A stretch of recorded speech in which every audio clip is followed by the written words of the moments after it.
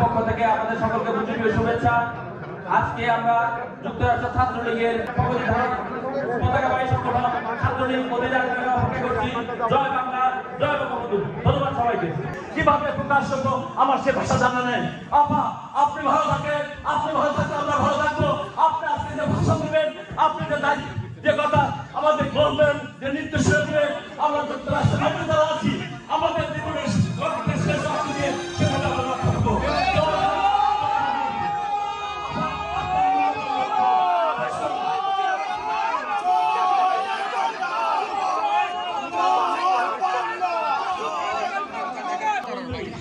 দলীয় প্রধান জননেত্রী শেখ হাসিনা আপনাদের সামনে মূল্যবান বক্তব্য রাখবেন। দয়া করে আপনারা সুশৃঙ্খল ভাবে আপনারা তার বক্তব্য শোনার জন্য আমি বিনীত অনুরোধ করছি।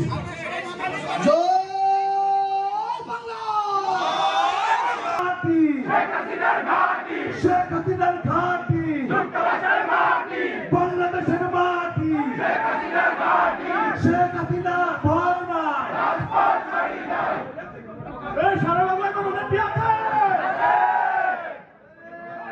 দিতে হবে। অন্তত একটা ফোন সেখানে রেখে বা দুই তিনটা ফোন রেখে ওখানে বক্তব্যটা তোমরা রেকর্ড করতে পারো। আমরা শুনতে পাচ্ছি, আপনি বলেন আপা। আমরা রেকর্ড করছি আপা।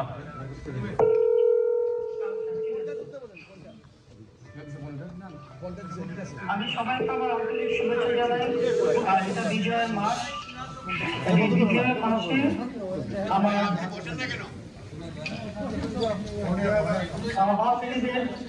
সকল নেতা কর্মী সহযোগী সংগঠন থেকে শুরু করে বাংলাদেশের জনগণ, দেশের প্রবাসে যারা আছে সবাইকে আমি বিজয়ের মাসের শুভেচ্ছা জানাচ্ছি।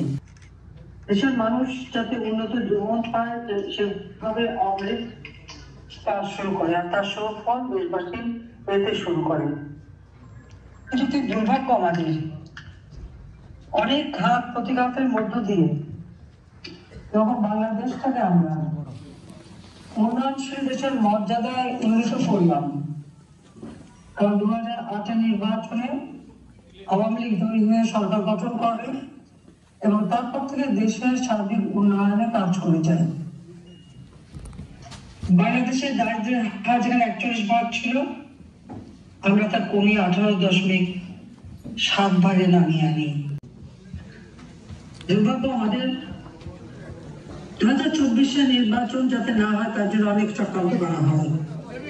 সকল চক্রান্ত উপেক্ষা করে আমরা কিন্তু নির্বাচন করে আসি, জনগণ আমাদের ভোট দেয়, আমরা দেশের কাজ শুরু করি, কিন্তু তখন গভীর চক্রান্ত। আর সেই চক্রান্তের ফলে আজকে কি দেখা গেল? আজকে বাংলাদেশে জঙ্গিদের শাসন, সন্ত্রাসীদের শাসন, পিঠে পিঠে মানুষ হত্যা করা, পুলিশ হত্যা করা, পুলিশকে পিঠে ঝুলিয়ে রাখা, আওয়ামী লীগের নেতা কর্মী এ পর্যন্ত না হলেও প্রায় 4-5 হাজার আওয়ামী লীগের নেতা কর্মী এবং তাদের পরিবারের সদস্যদেরকে নির্মমভাবে হত্যা করা হয়েছে। সেখানে কাউকে গুলি করে, কাউকে পিটিয়ে, তাকে নানাভাবে। কারণটা কি? হঠাৎ কোটা আন্দোলন। 2018 সালে তো কোটা বাতিল করে দিয়েছিলাম, হাইকোর্ট একটা রায় দিল। হ্যাঁ, সে রায়ের পরে কি হলো? কোটা আবার তার পুনর্বহাল করলো। আমরা সরকারের পক্ষ থেকে উচ্চ আদালতে আপিল করে সেই রায় আমরা স্থগিত করে দিলাম, কারণ আমরা তো কোটা বন্ধই করে দিচ্ছি। জুলাই মাসের 7 তারিখে ছাত্রছাত্রীদের আন্দোলন, তাদের কিন্তু পুলিশ কোনো বাধা দেয়নি, তাদের কিন্তু আন্দোলনে কোনো প্রতিবন্ধকতা করেনি।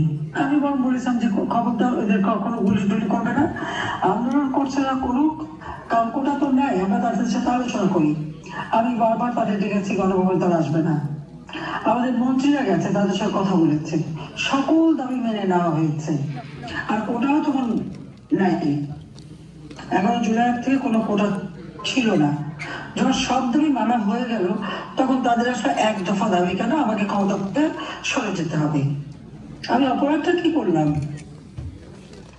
আমি কোন কাজটা না করেছি? আজকে তাদের লেখাপড়া, উচ্চশিক্ষা, গবেষণা, সব কর্মসংস্থান সব ব্যবস্থাই তো করে দিয়েছিলাম। বাংলাদেশের বেকারত্ব মাত্র 3% ছিল। প্রত্যেকের কর্মসংস্থানের সুষ্ঠু ব্যবস্থা আমি করে দিই। যুবকদের ট্রেনিং এর ব্যবস্থা, তাদের কর্মসংস্থার ব্যবস্থা আমরা করেছি।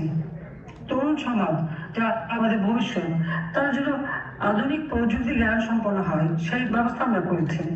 জনগণের খাদ্য নিরাপত্তা দিয়েছি, চিকিৎসা নিরাপত্তা দিয়েছি। বাংলাদেশ সারা বিশ্বের কাছে উন্নয়নের রোল মডেল হিসেবে স্বীকৃতি পেয়েছিল। সারা বিশ্বে বাংলাদেশ উন্নয়নের বিস্ময় এই মর্যাদায় অধিষ্ঠিত হয়েছিল। কিন্তু এই কোটা আন্দোলন চলে আসলো, এক দফা আন্দোলন। তার ফলাফল কি দাঁড়ালো? যখনই আমি দেখলাম যে কয়েকজন ছাত্র মারা গেছে, তখন আমার সন্দেহ হলো।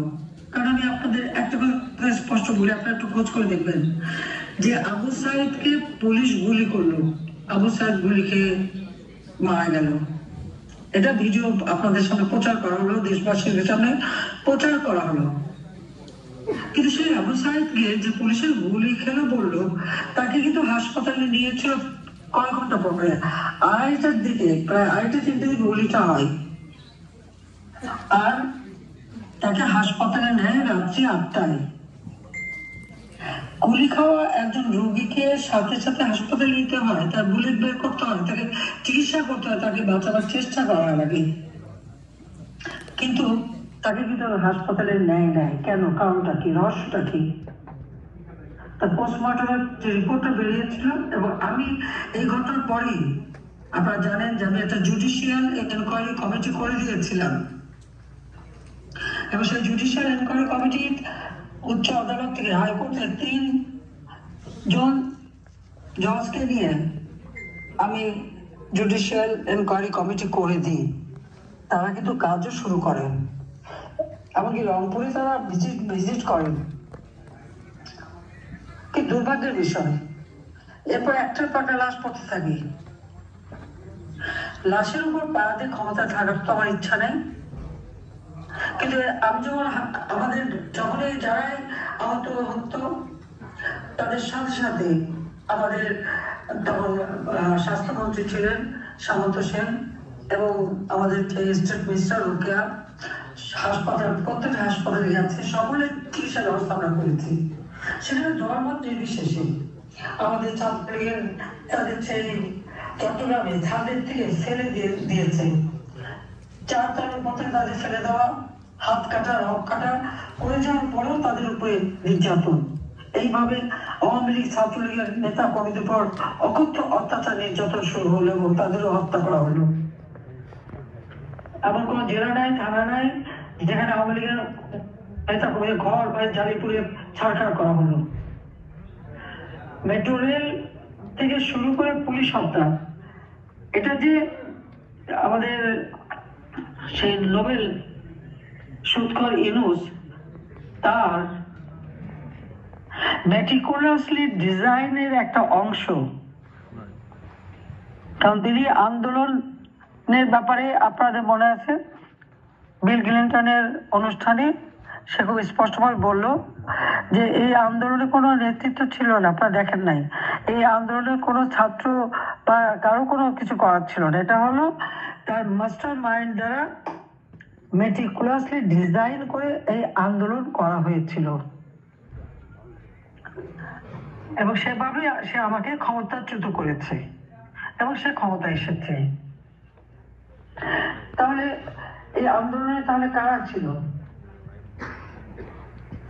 এবং এই যে মেটিকুলাসলি ডিজাইন করে যে হত্যাকাণ্ড, তারই একজন সমন্বয়ক, অর্থাৎ ইউনূসের এক ক্যাডার, সে নিজে স্বীকার করেছে, বলেছে কি পুলিশ হত্যা না করলে আর মেট্রো রেলে আগুন না দিলে তাদের বিপ্লব সার্থক হতো না। কিসের বিপ্লব? এখানে জনগণের সম্পৃক্ততা কি ছিল? হ্যাঁ, কিছু লোক বিভ্রান্ত হয়েছিল। আমি দেখছি অনেক শিক্ষিত সমাজ, অনেকে তাদেরকে সমর্থন দিয়েছিল, ভেবেছিল এটা বোধহয় বিরাট একটা কোনো আন্দোলন। কিন্তু আপনারা যদি গভীর ভাবে দেখেন যে সবকিছু অত্যন্ত পরিকল্পিত ভাবে তাদের বিশেষ প্রশিক্ষিত সন্ত্রাসীদের দ্বারা এই ঘটনা ঘটিয়েছে। সেই জেনেভা ক্যাম্পে যারা বিহারি, মিরপুর এবং মোহাম্মদপুর, তাদেরকে বিভিন্ন বস্তি, কিছু মাদ্রাসার ছাত্রছাত্রী, কিছু আমাদের অন্যান্য বিশ্ববিদ্যালয়ের ছাত্রছাত্রী, কলেজের ছাত্রছাত্রী, তাদেরকেও তারা সম্পৃক্ত করেছে।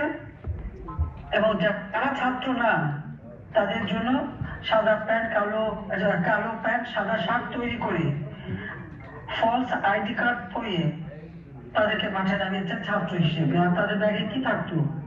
পাথর, লোহার টুকরা, ধারালো অস্ত্র। এবং এইভাবেই তারা কিন্তু এই হত্যাকাণ্ডগুলি ঘটাতে শুরু করে। কিন্তু পরবার দোষ দিয়েছে সরকারের উপর। আমাদের পুলিশ বাহিনী তো কোনো মেটাল বুলেট ব্যবহার করেনি, পুলিশ, সেনাবাহিনী, বিডিআর তাও তো গুলি করেনি। হ্যাঁ, পুলিশ যখন হত্যা করে, যখন পুলিশের লাশ ঝুলাচ্ছিল সেই সময় পুলিশ তাদেরকে রক্ষা করতে চেষ্টা করেছে। আত্মরক্ষার অধিকার কিন্তু সকলেরই আছে। এবং আপনাদের আমেরিকায় আপনারা দেখেছেন যে পুলিশ একটু হাত পা নাড়ালেই গুলি করে মেরে ফেলে। এটা আমাদের পুলিশ অত্যন্ত ধৈর্য তখন দেখিয়েছিল। তাদেরকেও হয়রানির শিকার করতে হচ্ছে এত ধৈর্য দেখানোর পরেও। আওয়ামী লীগ এবং সহযোগী সংগঠনদের নেতা কর্মীদের হত্যা, গ্রেপ্তার, নির্যাতন, বাড়িঘর, ব্যবসা প্রতিষ্ঠান অগ্নিসংযোগ করে লুটপাট করা হচ্ছে।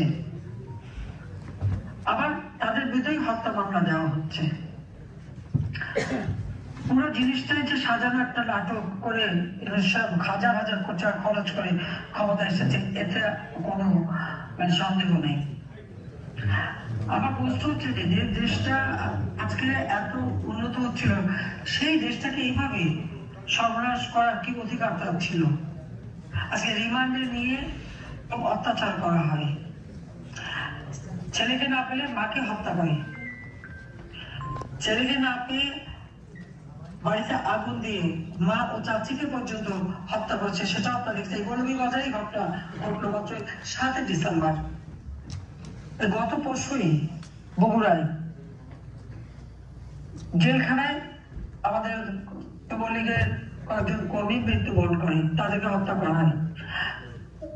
এ পর্যন্ত ওই কারাগারে, বগুড়া কারাগারে 8 জনের মতো মৃত্যুবরণ করেছে। তাদেরকে সেনাবাহিনী ধরে নিয়ে যেত, অকথ্য নির্যাতন করেছে। যখন মুমূর্ষ অবস্থায় তাকে পাঠিয়ে দিত এবং তখন সেখানে তারা মারা যায়। এমনকি আমার গোপালগঞ্জে 2 জনকে এইভাবে পিটিয়ে জেল পাঠিয়ে তারপর তাকে হত্যা করেছে। আমার প্রশ্নটা হচ্ছে, যৌথ বাহিনী তারা জনগণের নিরাপত্তা দিবে না যারা এই সন্ত্রাসী কর্মকাণ্ড করে তাদের রক্ষা করবে আর তাদেরকে সহযোগিতা করবে? এদের কাজ তো জনগণের পাশে দাঁড়ানো, নির্যাতিতদের পাশে দাঁড়ানো। যে সেনাবাহিনী বা পুলিশ বাহিনী বা যৌথ বাহিনী, তাদের একটা ইমেজ আমি তৈরি করেছিলাম যে তারা জনগণের বন্ধু। কারণ আন্তর্জাতিকভাবে আমাদের সশস্ত্র বাহিনী, পুলিশ বাহিনী তারা 7 রকম বিষয়ে কাজ করে। কাজে তাদের ভাবমূর্তিতে যত উজ্জ্বল হবে তত আমাদের সুনাম বাড়বে। কিন্তু আমরা এই আন্দোলনে তারা গুলি করে নাই, আমি করতে দেয়নি, কিন্তু পরবর্তীতে আমরা যে দেখি তারা পেট্রোল বাহিনীর কাজ হচ্ছে। কি আশ্চর্য বিষয়! তাদের সামনে পিটিয়ে পিটিয়ে হত্যা করছে, পিটিয়ে পিটিয়ে মারছে, আর তারা বসে দাঁড়িয়ে দেখছে। নির্যাতিতদের পাশে দাঁড়ায় না। জনগণের আস্থা, বিশ্বাস যদি কোনো বাহিনীর উপর না থাকে, তারা কোনোদিনই সাফল্য অর্জন করতে পারে না। যাদের দায়িত্ব বহিঃশত্রুর আক্রমণ থেকে দেশকে রক্ষা করা, জনগণের সমর্থন তাদের প্রয়োজন হয়। কিন্তু সন্ত্রাসীদের রক্ষা করে জনগণের বিরুদ্ধে গেলে পরে ওই আস্থা বিশ্বাস না থাকলে কেউ সফল হতে পারে না। পাকিস্তানি হানাদার বাহিনীর 96,000 লোক ছিল, তারা তো আমাদের কাছে পরাজিত হয়েছিল মুক্তিযোদ্ধাদের কাছে। কেন? কারণ জনগণের আস্থা বিশ্বাস ছিল না, তাই তাদের পরাজিত হতে হয়েছিল, তাদের আত্মসমর্পণ করতে হয়েছিল মিত্র বাহিনীর কাছে। এ কথাটা মনে রাখা উচিত। আজকে যদি সেই পাকিস্তানিকে আমরা, যারা আমাদের পরাজিত, তাদের যদি অনুসরণ করতে যাই তো দেশ তো সর্বনাশের পথে যাবেই। আচ্ছা, মনে হলো যেন পাকিস্তানের মানে একটা কিছু পেলেই যেন তারা বিগলিত হয়ে পড়ে, এরকম কিছু লোকের চরিত্র আমরা দেখতে পাচ্ছি। তাদের একটা পাকিস্তান প্রীতি, পাকিস্তানের লোক ভিসা চাইলে তার চেক করা যাবে না, পাকিস্তান থেকে জাহাজে মাল আসলে সেটা চেক করা যাবে না, কাস্টমসের 2 অফিসার করতে চাইলে পরে চট্টগ্রাম পোর্ট থেকে তাকে বিদায় নিতে হলো। পরাজিত শক্তিতে পদলেপন করা, এটা কোন চরিত্র ইউনূস সাহেবের? আমার সেটাই প্রশ্ন। আর সেই সাথে আমরা বলবো আমাদের সশস্ত্র বাহিনী, আমাদের পুলিশ বাহিনী, বিডিআর, আমাদের আইন শৃঙ্খলা রক্ষাকারী বাহিনী বা যৌথ বাহিনী, র্যাব, সবাইকে আমার একটাই কথা বলার যে জনগণের যান মাল যাতে রক্ষা পায় সেদিকে দেখা উচিত। মানুষের আস্থা বিশ্বাস যেন তারা না হারায়, তাদেরই সম্ভব। কখনো একসাথে চাকরি হারায়নি, তাদের একটা রেজিস্ট্রেশন কার্ড বাতিল প্রায় 300 মতো, 106 জনের বিরুদ্ধে হত্যা মামলা, 100-র উপর কাছাকাছি সাংবাদিক কারাগারে বন্দী, তাদের উপর অকথ্য নির্যাতন হচ্ছে। মহিলা সাংবাদিকদের পর্যন্ত গ্রেপ্তার করা হচ্ছে এবং মহিলা সাংবাদিকের উপর যে নির্যাতনটা চলেছিল, রাস্তায় ফেলে তাদেরকে উপর যে অসংখ্য অত্যাচার, সেটাও আপনারা দেখেছেন। এই ইউনূস বাহিনী তাও করেছে। সরকারি কর্মকর্তা কর্মচারী তারা তো চাকরি করে, আমরা নিয়মিত পিএসসি পাবলিক সার্ভিস কমিশনের পরীক্ষা হয়েছে, তারা চাকরি পেয়েছে, তাদের উপরে জুলুম। আজকে হ্যাঁ আমাদের সাথে কাজ করেছে, আমি প্রমোশন দিচ্ছি, এমনকি আমার যে ক্যাবিনেট সেক্রেটারি ইউনূসকে তার শপথ অনুষ্ঠান পরিচালনা করলো, সেও কিন্তু বাদ যায়নি। সবার বিরুদ্ধে মামলা, সবার উপর নির্যাতন, তাদের চাকরি হারানো, তাদের চাকরি থেকে বের করে দেওয়া হচ্ছে, মামলা দেওয়া হচ্ছে, গ্রেপ্তার করা হচ্ছে, আর যাদের চাকরি খেতে পারছে তাদের ওএসডি করা হচ্ছে। এই ব্যবস্থা কিন্তু 2001 সালে বিএনপি করেছিল, তাতে কি হয়েছে? সে বিএনপি তো ক্ষমতায় থাকতে পারেনি। আজকে ইউনূস বাহিনীও এই কাণ্ডটা করে যাচ্ছে। তো সরকারি কর্মকর্তা কর্মচারীরা চাকরি করে, যে সরকারকে আসুক তারা তাদের যেখানে পদায়ন করবে তারা সেখানে থাকবে, যে নির্দেশ দেবে সেটাই মানবে। আমাদের আইন শৃঙ্খলা রক্ষাকারী সংস্থা, সশস্ত্র বাহিনী অথবা আমাদের সরকারি কর্মকর্তা কর্মচারী, এটাই তো তাদের নিয়ম। তাদের উপরে জুলুম কেন? তাদেরকে ওএসডি করে রাখা হচ্ছে, সেখানে আবার বাঁচা হচ্ছে। তারা আওয়ামী লীগ করে, তাদেরকে বাদ দিতে হবে, কোন পরিবার আওয়ামী লীগে তাদের বাদ দিতে হবে। তা আমার প্রশ্ন হচ্ছে, আন্দোলন করলো বৈষম্য বিরোধী আন্দোলন, তো বৈষম্য বিরোধী আন্দোলনের ফসলটা কি? ব্যাপকভাবে বাংলাদেশে বৈষম্য সৃষ্টি করা। আওয়ামী লীগ একটানা ক্ষমতায় ছিল 4 বার, তা আওয়ামী লীগ আমলে তো দেশের উন্নতি হয়েছে, অবনতি তো হয়নি। আর এই সরকারি অফিসার প্রত্যেকেই সুষ্ঠু আইন শৃঙ্খলা রক্ষা করেছে, দেশের মানুষের আর্থসামাজিক উন্নতি করেছে। বাংলাদেশ আমরা মাত্র 15 বছরের মধ্যে বদলে যাওয়া বাংলাদেশ। আমার তরুণ সমাজ, তাদেরকে আমি বলবো যে একটু পিছনে ফিরে তাকাক, একটু দেখো এই বাংলাদেশ কোথায় ছিল। 2009-এর পূর্ব পর্যন্ত বাংলাদেশ কি অবস্থায় ছিল। তখন যাদের হয়তো জন্ম হয়েছে বা তারা হয়তো 4-5 বছর, 7 বছর, 8 বছর বা 10 বছর এলো, তারা তো দেখেনি, তাদেরও তো অতটা উপলব্ধি নেই। আজকে তারা পরিবর্তনটা দেখুন, যে আওয়ামী লীগ সরকার থেকে জনগণের কল্যাণ করেছে, ভালো করেছিল, এই তরুণ সমাজের জন্য উজ্জ্বল ভবিষ্যৎ নিশ্চিত করেছিল, না জঙ্গি শাসন করেছিল। ইউনূস সরকার আমাকে স্বেচ্ছাচার বলে, ফ্যাসিস্ট বলে। আমি আপনাদের অনুরোধ করবো, কে ফ্যাসিস্ট আপনারা একটু তুলনা করে দেখেন। আমার সময় আমি প্রথম বাংলাদেশের টেলিভিশন বেসরকারি খাতে উন্মুক্ত করে দিই। ইউনূস সাহেবের গ্রামীণ ফোন ব্যবসাটা আমি দিয়েছিলাম তাকে, কারণ মোবাইল ফোন বেসরকারি খাতে উন্মুক্ত করে এই ব্যবসা করার সুযোগ আমি দিই। গ্রামীণ ব্যাংকের হাজার হাজার কোটি টাকা মানি লন্ডারিং করে সে নিয়ে গেছে। যতদিন এমডি ছিল গ্রামীণ ব্যাংকে কোনোদিন অডিট করেনি, আজকে অডিট করার পর বেরিয়েছে, নাহলে 25,000 কোটি টাকা সে মানি লন্ডারিং করে বিদেশে পাচার করেছে। গ্রামীণ ফোনের টাকা সে বিদেশে পাচার করেছে। এখনো বিটিআরসি তার কাছে কয়েক হাজার কোটি টাকা পায়, 6,000 কোটি টাকা পাও না। নিজের ট্যাক্স 666 কোটি টাকার ট্যাক্স, উচ্চ আদালতের নির্দেশ ছিল সেই ট্যাক্স সে দেবে। 6 তারিখে আদালতের রায় হওয়ার কথা, সে 5 তারিখে আন্দোলন শুরু করানো। এটা হঠাৎ করে হয়নি, কেন তাদের ট্যাক্স দিতে না হয়, সেই জন্য সরকারকে উৎখাত করতে হবে। তার বিরুদ্ধে দুর্নীতি দমন কমিশনে এই গ্রামীণ ব্যাংকের অর্থ আত্মসাৎ করা সেই মামলা হয়েছিল। শুধু তাই না, একটা কোম্পানির 5%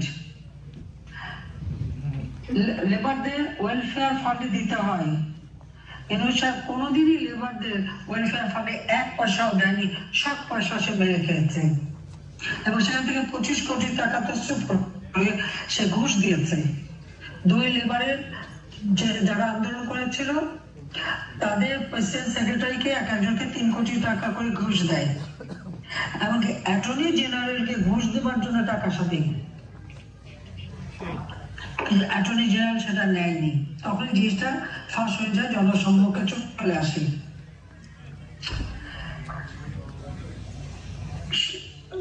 কি দুর্ভাগ্যের কথা যে সেই লোক ওই লেবার কোর্টে, লেবাররা তার বিরুদ্ধে মামলা করে, সেই মামলায় নেগোসিয়েশন করার চেষ্টা করে, কোর্টকে ঘুষ দেওয়ার চেষ্টা করে।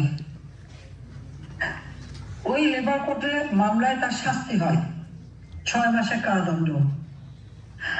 আজকে আমরা যখন দেখি যে একটা মানুষ আইনি সহায়তা পায় না, আমার প্রশ্ন, ইউনূস সাহেবের যখন কোর্ট সাজা দিল, তারপর সে জামিনের আপিল করলো, সরকারের পক্ষ থেকে আমরা তো কোনো বাধা দেয়নি, এমনকি আমাদের অ্যাটর্নিও বা লেবার কোর্টও তাকে বাধা দেওয়া হয়নি, তাকে জামিন দেওয়া হয়েছিল। আজকে যে সে ক্ষমতায় আছে, সে কিন্তু লেবারদের করা, তার নিজের কোম্পানির লেবারদের করা মামলায় সাজাপ্রাপ্ত আসামি। হ্যাঁ, ক্ষমতা যেদিনই আসে তারপরেই তার ওই 666 কোটি টাকা ট্যাক্স মাফ, ওটা মাফ হয়ে গেছে। তার মধ্যে দুর্নীতির মামলাগুলি এক এক তা তুলে দেওয়া হয়েছে। তাহলে কি ক্ষমতা তার দখলে নিজেকে বাঁচানোর জন্য? কিন্তু যে কালিমালাগা সেটা কিন্তু লেগে গেছে। এবং আপনারা একটা জিনিস দেখেন, যত জঙ্গি সন্ত্রাসী ছিল তাদেরকে সে মুক্ত করে দিয়েছে, জেল থেকে ছেড়ে দিয়েছে। নরসিংদীর জেল খুলে দিয়েছিল, সেখানে সব, সেখানে কয়েকজন জঙ্গিও ছিল বন্দী, তাদেরকে সে ছেড়ে দিয়েছে। হলি আর্টিজের ঘটনার কথা সকলের মনে আছে। সেই ঘটনা থেকে তদন্ত করে যারা দোষী তাদের শাস্তি দেওয়া হচ্ছে, তারা জেলে ছিল, তাদেরকে মুক্ত করে দিয়েছে। 21শে আগস্ট গ্রেনেড হামলা, আমি তো বারবার হামলার মুখোমুখি হয়েছি। আল্লাহ রাব্বুল আলামিন কেন কিভাবে আমাকে বাঁচিয়েছে আমি জানি না, বারবার বেঁচে গেছি। 13টা গ্রেনেড ছড়া হয়েছিল, 11টা ফুটেছিল ওখানে। আমার নেতা কর্মীরা মানবঢাল রচনা করে আমাকে রক্ষা করেছিল, আমার সিকিউরিটি লোক জীবন দিয়েছিল। আইবি রহমান সহ 24 জন তখন মারা যায়, 25 জন মারা যায়, তার পরবর্তী আরো প্রায় 20-25 জন আহত অবস্থায় ধীরে ধীরে মৃত্যুবরণ করে। এখনো আমাদের অনেক নেতা কর্মী সমস্ত শুয়ে সেই স্প্রিন্টার, ওই ওবায়দুল কাদের, কাজী জাফরুল্লাহ থেকে শুরু করে আমাদের ছাত্রলীগের সাবেক প্রেসিডেন্ট সেক্রেটারি থেকে শুরু করে অনেক নেতা, প্রায় আমাদের 700 নেতা কর্মী আহত হয়। তার তখন বিচারও হয়নি, তদন্ত হয়নি।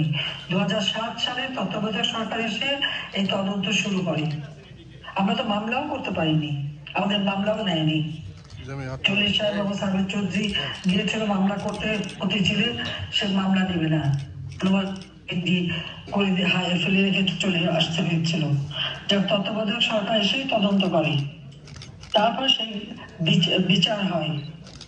যারা সাজাপ্রাপ্ত আসামি তাদের সবাইকে ইউনূস সাহেব মুক্ত করে দিয়েছেন। তবে আমার প্রশ্ন, তাহলে ওই গ্রেনেড হামলায় যেখানে আমরা শুনেছিলাম জাতির পিতার হত্যাকারীরা জড়িত ছিল এবং হাওয়া ভবন থেকে চক্রান্ত হয়েছিল, তারেক জিয়া সহ এরা সবাই জড়িত ছিল, তাহলে কি ইউনূস সাহেব এদের সাথে ছিল?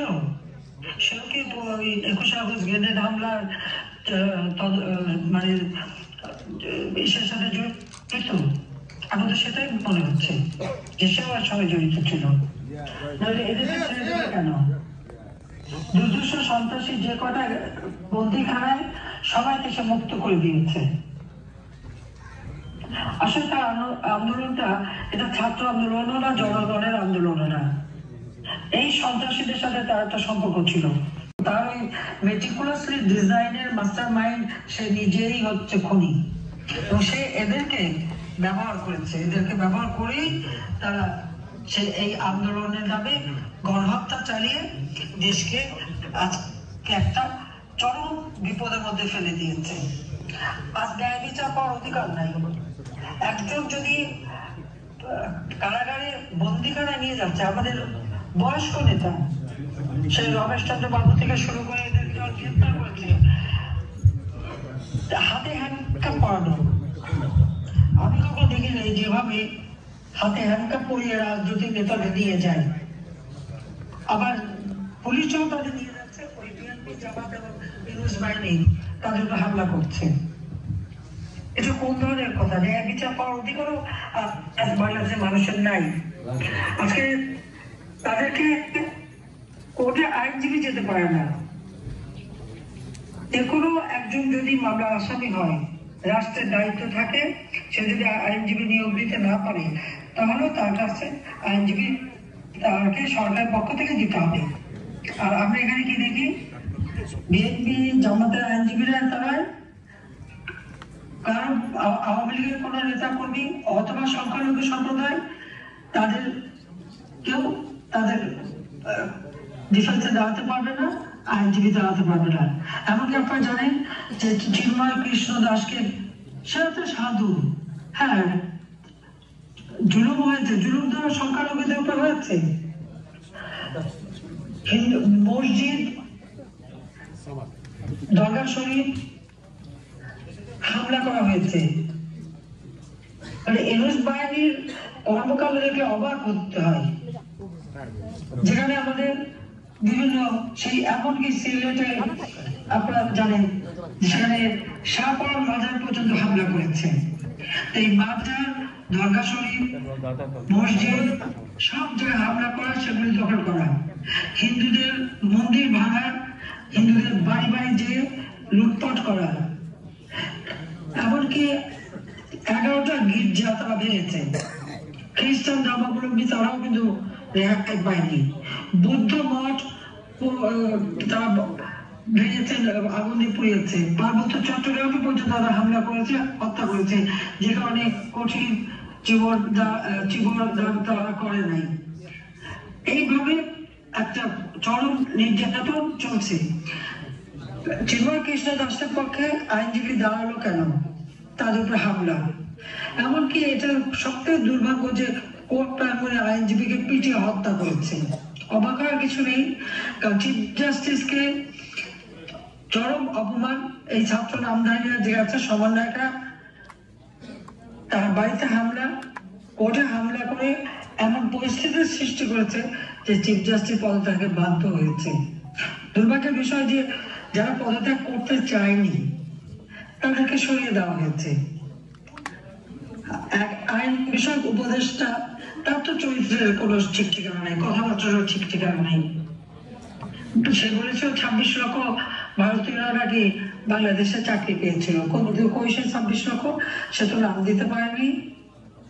আয়না ঘর করে নাকি গুম করা হয়েছে। আর এখন 40 জন আনসার কোথায়? হাজার হাজার পুলিশকে হত্যা এবং তাদের লাশ গুম, তার পরিবার কেঁদে ফেলে বিচার পায় না। মাত্র কয়েকদিন আগে আপনারা দেখেছেন যে 10টা ছাত্রকে পিটিয়ে হত্যা করা হলো। তাদের বাবা মা কিন্তু মামলাও করতে পারবে না, তাদের লাশগুলো তারা পায়নি।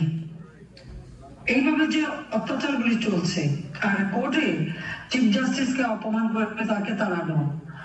নির্বাচন কমিশন, আমরা আইন করে নির্বাচন কমিশন করেছিলাম। প্রধান নির্বাচন কমিশনার হাবিবুল আওয়াল কোন রাজনৈতিক দল করে এটাকে বলতে পারবে না, সবচেয়ে নিরপেক্ষ একজন ব্যক্তি ছিল। আর তার অধীনে প্রত্যেকটা নির্বাচন সুষ্ঠু।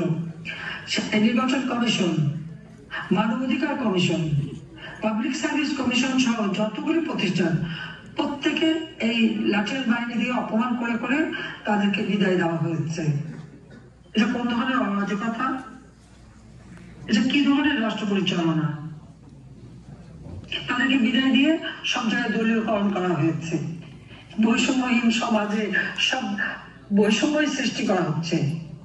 একেবারে দলীয় লোক বসিয়ে দেওয়া হচ্ছে সব জায়গায়, প্রত্যেকটা জায়গায় দলীয়করণ হয়। জামাত বিএনপির লোক সব জায়গায় আজকে বহাল তবিয়াতে, জঙ্গিদের সব ধরনের বদল, এবং ইউনূস সাহেবের এজেন্ট নিয়োগ করা আছে।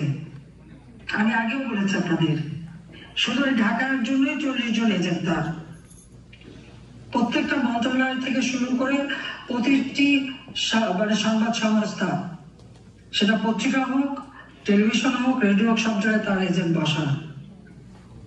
সরকার যা বলবে সে এই নিউজ করবে, সব নিউজ করা যাবে না, সব নিউজ করতে পারবে না। এই হলো সংবাদপত্রের স্বাধীনতা আর কথা বলার স্বাধীনতা। আওয়ামী লীগ আমলে স্বাধীনতা ছিল না, কিন্তু প্রতিদিন টক শো আওয়ামী লীগের বিরুদ্ধে সমালোচনা সঙ্গে সঙ্গে করতো। কারো বিরুদ্ধে তো আমরা কোনোদিন কোনো কিছু করিনি, অথচ এখন কারো তো কথা বলারও অধিকার নেই। এমনকি আমিও কথা বললে নাকি তাদের খুব কষ্ট হয়, বাধা পায়। কেন? আমার বিরুদ্ধে এত কথা বলেছে, তা আমি কেন বলতে পারবো না? আজকে লাঠি দিয়ে পিছু অস্ত্র দিয়ে এইভাবে দেশ শাসন হবে? আমার কথা খুব স্পষ্ট। আওয়ামী লীগ সহ সংখ্যালঘু সম্প্রদায়, সাংবাদিক, সাংস্কৃতিক কর্মী সহ যাদেরকে গ্রেপ্তার করা হয়েছে, সরকারি কর্মচারী যাদেরকে গ্রেপ্তার করা হয়েছে, মিথ্যা মামলা দেওয়া হয়েছে, সকল মিথ্যা মামলা প্রত্যাহার করতে হবে। সকল বন্দীদের মুক্তি দিতে হবে। রাজনৈতিক নেতাদের মুক্তি দিতে পারেন না, এটা কেমন ধরনের কথা? যাদের ঘর বাড়ি আওয়ামী লীগের সেই জেলা থেকে নিয়ে ঢাকা শহর থেকে নিয়ে আপনারা জানেন যে তৃণমূল পর্যায় পর্যন্ত কারো ঘর বাড়ি নাই, ব্যবসা প্রতিষ্ঠান, এমনকি আপনার প্রবাসী তাদেরও সেই ঘর বাড়ি লুটপাট এবং জ্বালিয়ে দেওয়া হয়েছে। কালকেও আমি কথা বললাম ঘরহাট্টায়, সেখানেও আমাদের নেতা কর্মীদের সবার ঘর বাড়ি জ্বালিয়ে দেওয়া হয়েছে। যাদের ঘর বাড়ি সবকিছু জ্বালিয়ে দেওয়া হয়েছে, যারা এই সন্ত্রাসী জঙ্গি কাজের সাথে জড়িত, তাদের প্রত্যেককে গ্রেপ্তার করতে হবে, তাদের বিচার করতে হবে। কর্মচারী তাদের উপর যে হামলা হচ্ছে, তাদেরকে হয়রানি, গ্রেপ্তার এবং মামলা দেওয়া হচ্ছে, চাকরিচ্যুত করা হচ্ছে, এগুলি বন্ধ করতে হবে। সম্পদে আবার বহাল করতে হবে। তারা সহযোগিতা করেছে। সেই সাথে সাথে আজকে যে ঝড়, বন্যা, প্রাকৃতিক দুর্যোগ গেল, ওই একটা মানুষও তো কোনো সহযোগিতা পায়নি। তাদের পাশে থেকে দাঁড়াবার কেউ ছিল না। আজকে কোনো আমি যেটাই বলবো, সবচেয়ে দুঃখ হয়ে যায় যে যারা এই সমস্ত সন্ত্রাসী কর্মকাণ্ডের সাথে জড়িত, তাদেরকে দায় মুক্তি দেওয়া হলো। থেকে সেই 8ই আগস্ট পর্যন্ত যে যে ঘটনা ঘটেছে তাদের বিচার হবে না, করতে পারবে না। তাহলে আওয়ামী লীগের যে শত শত নেতা কর্মীকে হত্যা করা হলো, পুলিশ বাহিনীকে হত্যা করে ঝুলিয়ে রাখা হলো, এমনকি আওয়ামী লীগের নেতা ঝিনাইদহ সেক্রেটারি গাজীপুরের জুয়েল থেকে শুরু করে এদেরকে যে ঝুলে পা বেঁধে জানোয়ারের মতো ঝুলিয়ে রাখা হলো, তার কোনো বিচার হবে না। এতগুলি স্থাপনা ধ্বংস করা হলো, আগুন দেওয়া হলো, বিটিভি থেকে শুরু করে মেট্রো রেল পর্যন্ত, সড়ক ভবন, সেতু ভবন, দুর্যোগ মন্ত্রণালয় ভবন, এর কোনো বিচার হবে না। এত ধ্বংস যারা করেছে তাদের কোনো বিচার হবে না, তাদের কোনো আইনের আওতায় আসবে না। সেই দায় মুক্তি যারা সব খুনি, অপরাধী, অগ্নিসংযোগকারী, এমনকি বঙ্গবন্ধু ভবন, এটা হলো ইউনূস সাহেবের মেটিকুলাসলি ডিজাইনের। তার 1 নম্বর ছিল হলো ওই আন্দোলন নামে ভাতাবাজি দেওয়া, আর 2 নম্বর হলো সব জ্বালাপোড়া করা। তার এই দ্বিতীয়, অর্থাৎ তার যে দ্বিতীয় দফা, সেটাই ছিল বঙ্গবন্ধু ভবন, স্মৃতি জাদুঘর, সেটা পোড়ানো। কি অপরাধটা করেছিল ওই বাড়িটা? ওই বাড়ি থেকেই তো জাতিপিতা 6 দফা ঘোষণা দিয়েছিলেন, ওই বাড়ি থেকেই তো স্বাধীনতার ঘোষণা দিয়েছিলেন, আর ওই বাড়িতেই তো তিনি জীবন দিয়েছেন। 71 সালে বাড়ি লুটপাট করা হয়, 75 সালে জাতিপিতাকে হত্যার পর বাড়ি লুটপাট করা হয়। তারপর যেটুকু অবশিষ্ট ছিল, আমরা তো 2 বোন উত্তরাধিকার সূত্রে সম্পত্তি পেয়েছে, আমরা তো ভোগ করিনি, আমরা তো তার জনগণকে দান করে দিয়েছিলাম। বঙ্গবন্ধুর স্মৃতি জাদুঘর সৃষ্টি করেছিলাম, বঙ্গবন্ধু মেমোরিয়াল ট্রাস্ট করে আমরা শত শত ছাত্রছাত্রীদের বৃত্তি দিতাম। আমরা আমাদের এই 21 আগস্ট আহত নিহত পরিবার তাদেরকে প্রতি মাসে মাসোহারা দেওয়া, যারা দুস্থ তাদেরকে মাসোহারা আমরা দিতাম। আমরা জনগণকে দান করেছিলাম। আর পৃথিবীর কত বড় বড় নেতারা, দেশের রাষ্ট্রপ্রধান, সরকার প্রধান, তারা সবাই আসছে ওই বাড়িটা ভিজিট করেছে, দেখেছে। ওখানে চমৎকার হলোগ্রাম করে দিয়েছিলাম, যেন বঙ্গবন্ধু 7 মাসে ভাষণ দেখা যেত। সব জ্বালিয়ে করে শেষ, ওই স্মৃতিটুকু সে পুড়িয়ে দিল। এবং এটা তার ম্যাটিকুলাসলি ডিজাইনের দ্বিতীয় পর্ব ছিল। গণভবন সরকারি ভবন, সেটা তারা লুটপাট করেছে, হামলা করেছে, এবং ইউনূস সাহেব নিজেই তো তার সমন্বয়কদের নিয়ে, উপদেষ্টাদের নিয়ে সেটা লুট করতে গিয়েছিল। যা অবশিষ্ট ছিল নিজে যেই লুট করে নিয়ে এসেছে। এবং এটা আমাদের ব্যক্তিগত ছিল না, শুধু এখানেই না, আপনারা দেখেন প্রত্যেকটা জায়গায় অগ্নিসংযোগ এবং ভাঙা এবং লুটপাট। সংসদ ভবন হামলা করা, সংসদ ভবনের কাগজপত্র আগুন দিতে পারে না, যেখানে পানি ঢেলে দিয়ে এসছে। কত ঐতিহাসিক দলিল সেখানে ছিল, চমৎকার লাইব্রেরি আমরা করেছিলাম, সেগুলি তারা ধ্বংস করেছে। সংসদ ভবনে হামলা, সেখানে বসে সিগারেট, এই ছাত্ররা সিগারেট খাচ্ছে, সমন্বয়করা। অর্থাৎ আইনসভাকে অপমান করা, জুডিশিয়ারিকে অপমান করা, প্রশাসনকে অপমান করা। একটা রাষ্ট্র পরিচালনা করতে তিনটা অত্যন্ত গুরুত্বপূর্ণ তিনটা স্তর থাকে, সেটা আইনসভা, বিচার বিভাগ এবং এক্সিকিউটিভ, অর্থাৎ লেজিসলেটিভ এবং এক্সিকিউটিভ। সব কটা মানে যেগুলি পদ্ধতি সবই ধ্বংস করে দেওয়ার চেষ্টা। কেন? জিজ্ঞেস করেন, সেই ধ্বংসযজ্ঞ করতে হলো। নিজের চেহারা বানানোর জন্য উনি ভাজা মাছটা উঠে খেতে পারে না, সব যেন একেবারে এমনি হয়ে যাচ্ছে, সেটা না। কিন্তু সে নিজে এই মেটিকুলাসের ডিজাইনের সব পদ্ধতি, সবকিছু তারই, সেই হচ্ছে মেন মাস্টার মাইন্ড, এবং তার সাথে তার মাস্টার মাইন্ডরা আছে, তারা এই কাজগুলি করে বেড়াচ্ছে। একেবারে হাতে তুলে একটা দেশকে ধ্বংস করা, কিন্তু দুর্যোগে মানুষের পাশে নেই। আজকে সবচেয়ে কষ্টের যে যেখানে মানুষের খাবার দাবার সব ব্যবস্থা করেছিলাম, আজকে সেখানে ডাস্টবিন থেকে মানুষ খাচ্ছে, সেই ছবিও দেখা যায়। কাজে আমার কথা হলো, চাল, ডাল, তেল, লবণ, ডিম, পেঁয়াজ, মাছ, মাংস সহ সবজি, প্রত্যেকটা নিত্য প্রয়োজনীয় জিনিসের দাম কমাতে হবে।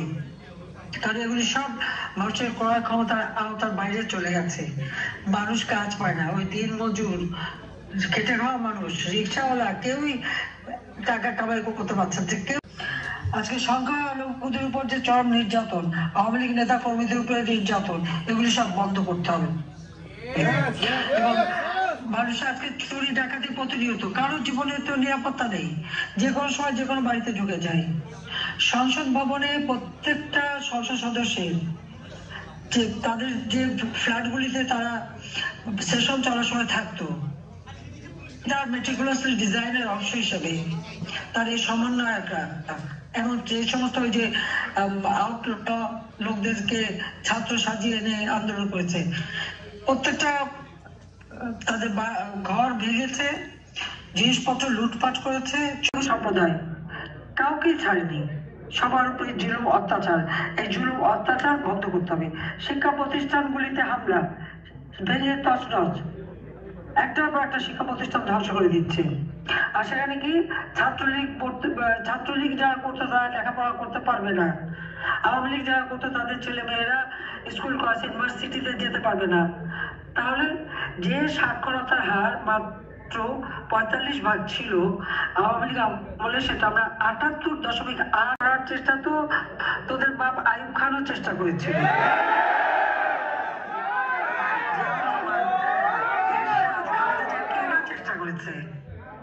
আওয়ামী লীগের শিকড় বাংলাদেশের জনগণের মাঝে প্রথিত। 1949 সালে প্রতিষ্ঠা লগ্ন থেকে এই আওয়ামী লীগ এবং 48 সালের ছাত্রলীগের প্রতিষ্ঠা লগ্ন থেকে এই ছাত্রলীগ বাংলাদেশের জনগণের ভাষার আন্দোলন, জনগণের স্বাধীনতার আন্দোলন সবই তারা করেছে। আজকে আওয়ামী লীগে করেছে, কত নেতা কর্মী সেলিম দেলোয়ার সহ কতজন জীবন দিয়ে গেছে, সেভাবেই কিন্তু আমরা প্রতিষ্ঠা করেছি। কাজে আওয়ামী লীগকে একেবারে শেষ করে দিবে সেটা কেউ পারবে না। নির্বাচনের নামে প্রহসন করবে, হ্যাঁ দলীয় লোক দিয়ে কমিশন গঠন করেছে। আওয়ামী লীগ যাতে ইলেকশন করতে না পারে তার জন্য আমাদের বিরুদ্ধে একটা পর একটা মামলা, আমার বিরুদ্ধে 250 মামলা,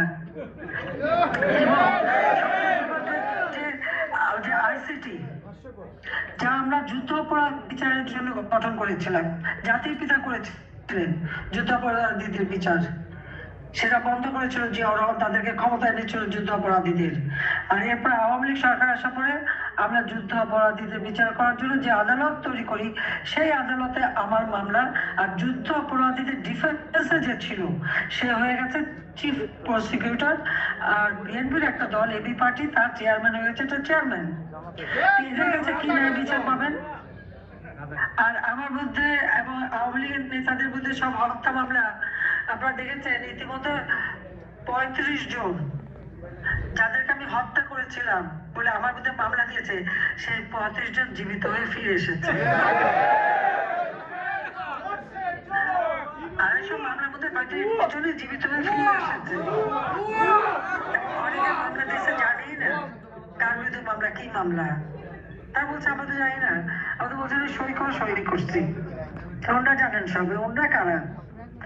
এইভাবে মামলা দিয়ে যাতে আমরা ইলেকশন করতে না পারি সেই চেষ্টা, বারবার এই চেষ্টা করা হয়েছে, বারবার হত্যার চেষ্টা করা হয়েছে। এবারেও তো আমাকে, এবার তার মেটিকুলাসলি ডিজাইনের মধ্যে সবচেয়ে আগে ছিল গণভবন আক্রমণ করবে এবং আমাকে আর এনাকে হত্যা করবে। রাখে আল্লাহ মারে কে, আর মারে আল্লাহ রাখে কে? তা আল্লাহ তো আমাদের রক্ষা করে যাচ্ছে, নিশ্চয়ই আল্লাহর কোনো ইশারা আছে, নইলে মাত্র 20-25 মিনিটের মধ্যে আমি ওখান থেকে কিভাবে বাঁচতে পারলাম। এটাও আল্লাহ ঠিক 21 সাগর যেভাবে আমাকে বাঁচিয়েছে সেইভাবেই বাঁচিয়েছে, কিন্তু আমার কথা বন্ধ করতে পারবে না। আমি জনগণের পাশে আছি, অন্তত এটুকু দাবি করতে পারি যে আওয়ামী লীগের আমলে বাংলাদেশের মানুষ ভালো ছিল, শান্তিতে ছিল, তাদের জীবন মান উন্নত হচ্ছিল, তারা দরিদ্রের হাত থেকে মুক্তি পেয়েছিল, হত দরিদ্র একেবারেই থাকবে না। আমি সেই পদক্ষেপ নিয়েছিলাম। 25.1 ভাগ থেকে আমরা মাত্র 5.6 ভাগে নেমে এসেছিল। আমরা যে আরো প্রায় 21,000 ঘর বাড়ি করে দিতাম, মানুষকে বসতে দিয়ে দিতাম, অতি দরিদ্র বলে কেউ থাকতো না।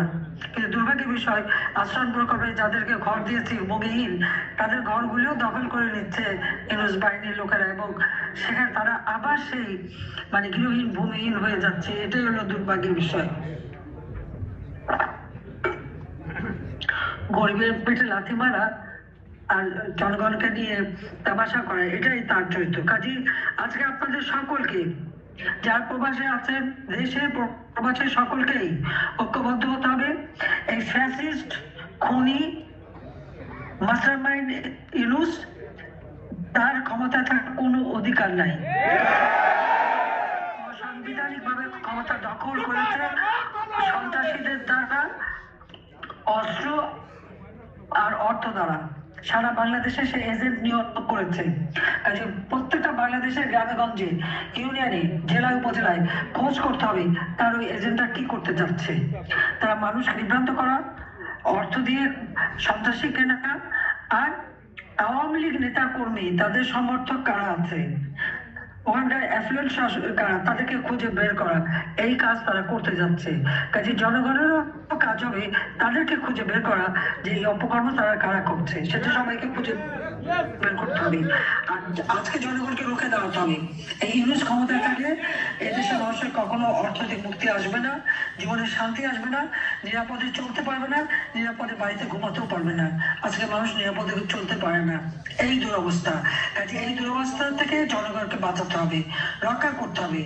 আজকে জঙ্গি রাষ্ট্রে পরিণত করেছে বাংলাদেশকে। যে বাংলাদেশ ছিল শান্তির দেশ, সেই দেশকে সে সন্ত্রাসী জঙ্গিদের দেশ করেছে। কাজে এই জঙ্গিদের হাত থেকে দেশকে মুক্ত করতে হবে, এবং জঙ্গি লিডার হচ্ছে ওই ইউনুস, তার হাত থেকে দেওয়ার নির্দেশ যে দেশের মানুষকে মুক্ত করতে হবে, দেশের মানুষের শান্তি ফিরিয়ে আনতে হবে, দেশের মানুষের খাদ্য নিরাপত্তা দিতে হবে, মানুষকে উন্নত জীবন দিতে হবে। 41 সালের মধ্যে স্মার্ট বাংলাদেশ গড়ে তুলব। আমাদের সেই বাস্তবায়ন করতে পারি, উন্নয়নশীল দেশ হিসেবে যেন বাংলাদেশের অগ্রযাত্রা সহজভাবে আমরা করতে পারি, তার জন্য আওয়ামী লীগকেই সরকার গঠন করে বাংলাদেশকে উন্নয়নশীল দেশে রূপান্তর করে উন্নত দেশ হিসেবে গড়ে তুলতে হবে। সকলকে ঐক্যবদ্ধ হয়ে কাজ করতে হবে। সবাই ভালো থাকেন, সুস্থ থাকেন, ধৈর্য ধরে আমার বক্তৃতা শুনেছেন, সেজন্য সবাইকে আমার আন্তরিক ধন্যবাদ জানাই, কৃতজ্ঞতা জানাই। বাংলাদেশের জনগণের প্রতি আমার কৃতজ্ঞতা যে তাদের আস্থা বিশ্বাস এখনো আমার উপর আছে। কাজে এইটুকুই আমার সম্বল, কারণ আমি পরিবার পরিজন সব হারিয়েছি, আর বাংলাদেশের জনগণই আমার পরিবার, তাদের জন্যই আমি কাজ করি। সবাইকে ধন্যবাদ, আবার দেখা হবে, খোদা হাফেজ, জয় বাংলা, জয়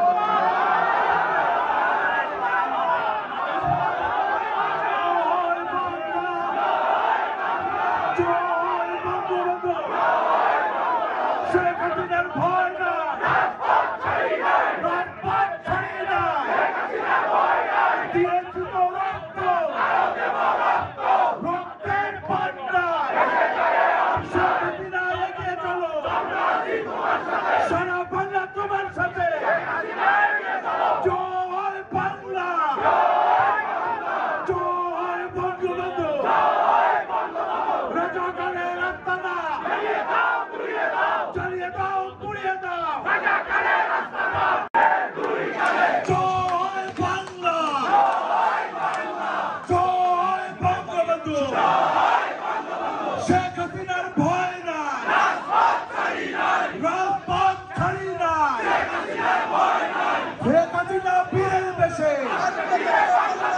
আত্মা ফিরে বাংলাদেশে।